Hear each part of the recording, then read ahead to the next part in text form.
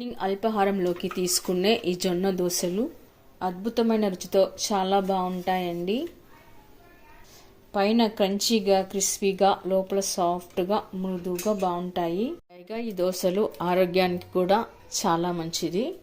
మరైతే నేను ఇందులోకి ఏమేమి వేసాను, ఎలా చేశాను అనేది వీడియో ఎక్కడ స్కిప్ చేయకుండా చివరి వరకు అయితే చూడండి.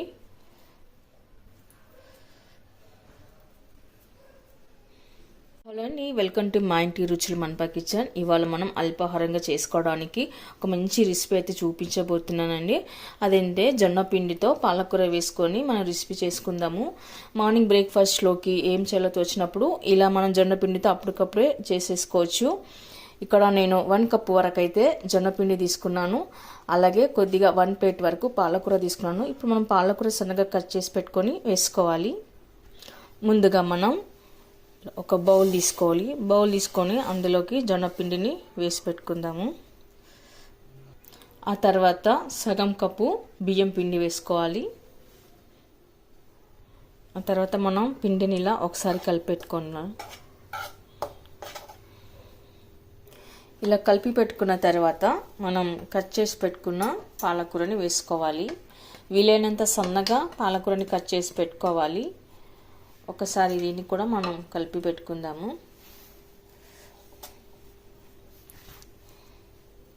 ఆ తర్వాత ఇందులోకి మనం వీలైనంత సన్నగా కట్ చేసి పెట్టుకున్న పచ్చిమిరపకాయలు వేసుకోవాలి. కరివేపాకు సన్నగా కట్ చేసి వేసుకోవాలి. సన్నగా కట్ చేసి పెట్టుకున్న కొత్తిమీర.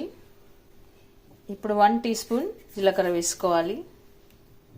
ఇప్పుడు రుచికి సరిపడా ఉప్పు వేసుకుందాము. ఆ తర్వాత మనము వీటిని ఒకసారి కలిపి పెట్టుకుందాము.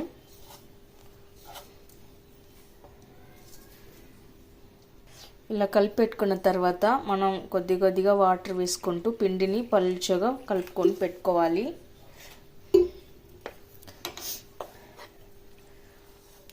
ఒకేసారి కాకుండా కొద్దిగా వాటర్ వేసుకొని ఉండలు లేకుండా మనం కలుపుకొని పెట్టుకోవాలి. ఇలా పలుచగా కలిపి పెట్టుకున్న తర్వాత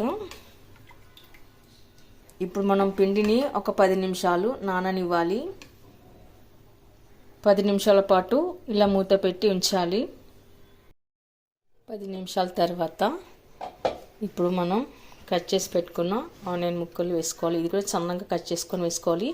ఇది ఆప్షన్ అండి, మీ ఇష్టం. మీరు కావాలంటే వేసుకోవచ్చు, లేకపోయినా పర్వాలేదు. ఆ తర్వాత ఇప్పుడు మొత్తం పిండినంతా కలిపేసుకోవాలి.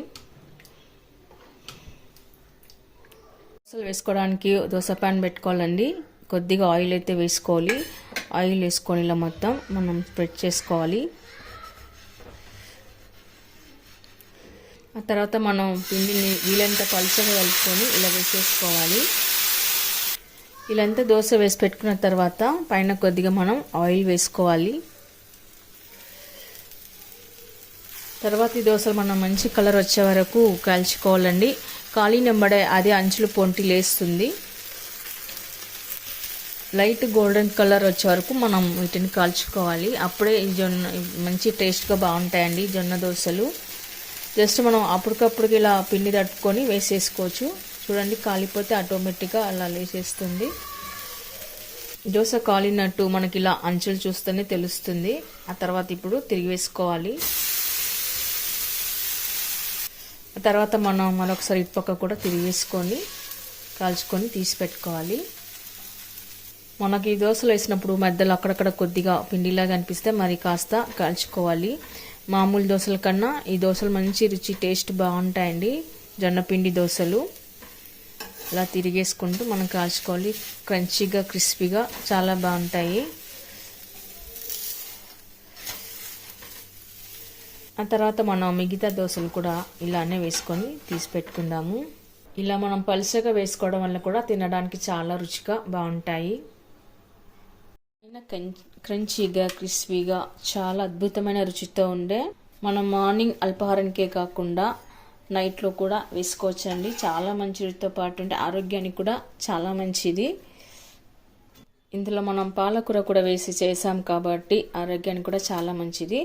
మరి మీరు కూడా ఒకసారి ట్రై చేయండి. మీకు ఎలా కుదిరిందో కామెంట్స్లో పెట్టండి. లైక్ చేయండి, షేర్ చేయండి. తప్పకుండా మన ఛానల్ని సబ్స్క్రైబ్ చేయండి. Thank you for watching.